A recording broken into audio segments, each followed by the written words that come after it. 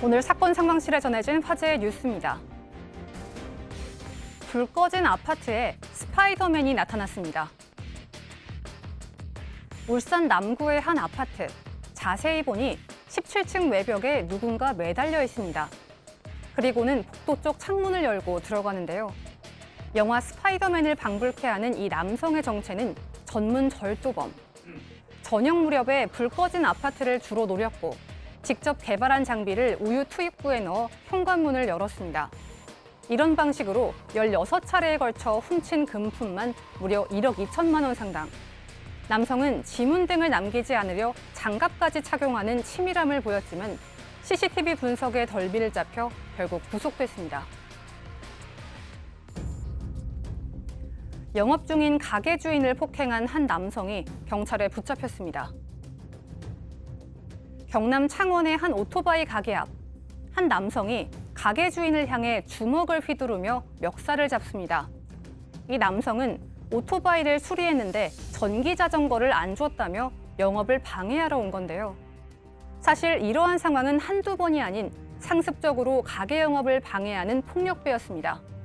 경찰은 이 남성을 특수 협박 등의 혐의로 구속했습니다.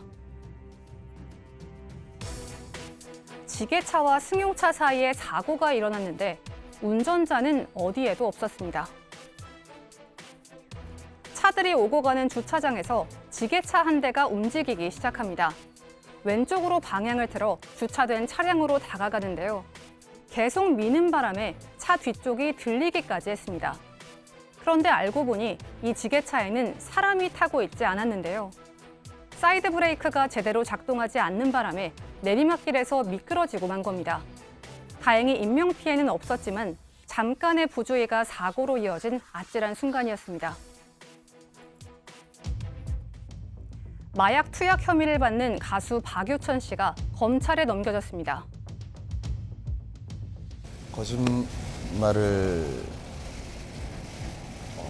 하게 돼서 그 부분 너무 많은 분들께 진심으로 죄송하다는 말씀 하고 싶었고요. 제가 벌 받아야 될 부분은 잘 벌 받고 그러고 반성하면서 살겠습니다. 마약 투약 혐의로 구속 수사를 받아온 박유천 씨. 경찰의 수사 결과 박 씨는 전 연인인 황하나 씨와 함께 6차례에 걸쳐 필로폰을 투약한 것으로 드러났는데요.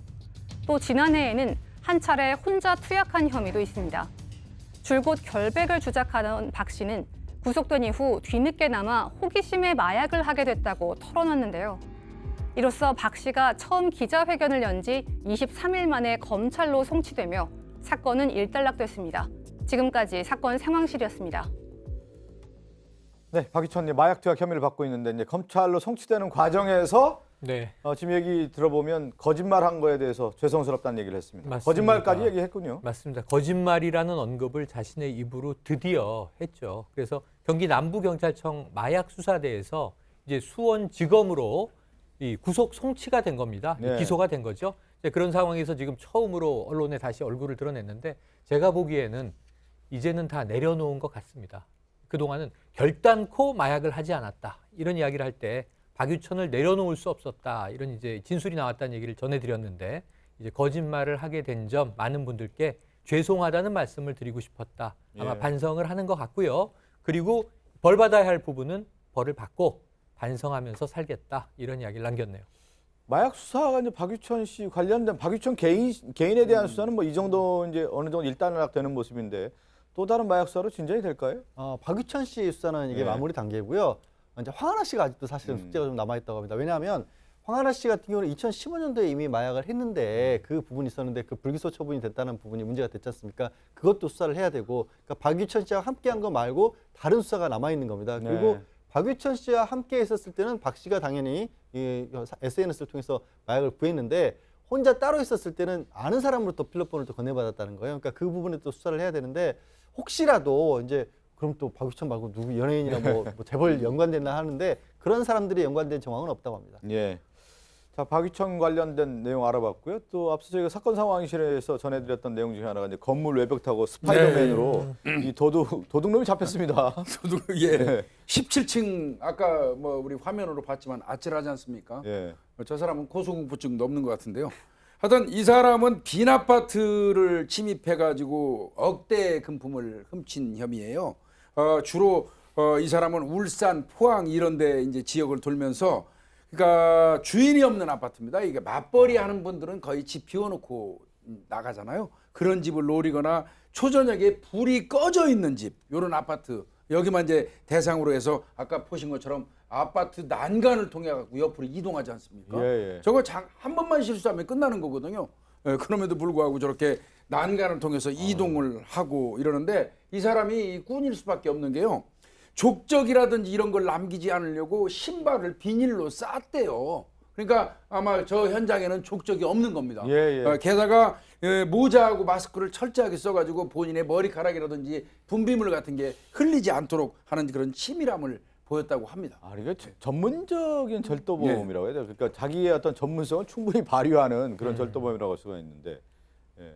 이런 걸 예방을 좀 하려면은 사실 많은 예방을 좀 할 예방책들이 좀 있어요. 예. 보다 보면 이제 아까도 얘기했듯이 불이 켜진 집들을 많이 노리잖아요. 그렇기 때문에 뭐 퇴근할 때는 어쩔 수 없지만 외출하실 때는 불을 켜놓고 가는 게 되게 좋고요. 예. 베란다 문은 꼭 닫으셔야 되고요. 아마 그 옛날 아파트를 아마 타겟으로 한 것 같아요. 왜냐하면 우유 투입구가 열려져 있는 상태. 요즘은 다 이렇게 그 끈으로 되어 있어서 되어 있잖아요. 그렇기 때문에 그런 투입구 같은 경우는 다 막아주시면 좋을 것 같고요. 혹시 들어갈 수 있는 입구들을 아니면 구멍들은 다 막아주시는 게 어떻게 보면 예방책이라고 할 수 있습니다. 그러네요. 장기 뭐 외출할 경우에는 지금 얘기한 것처럼 집안에 이제 불을 꺼놓는 게 아니라 불 하나 정도는 이제 켜놓고 예. 투입구 같은 경우는 다 막아놓는 그런 생활 습관을 좀 길러야 되겠네요. 아파트를 비우고 장기 외출할 때는요. 밖으로는 소리가 들리지 않지만 아파트에 가서 귀를 이렇게 대면 예. 안에서 이 라디오 소리 정도는 들리게 해놓고 가는 것도 좋습니다. 아, 그러네요. 라디오 하나 이렇게 조그맣게 틀어놓고 가는 게 켜놓고요. 좋습니다. 예, 예. 그런 어떤 생활의 지혜가 필요해 보입니다. 사건 상담실로 가죠.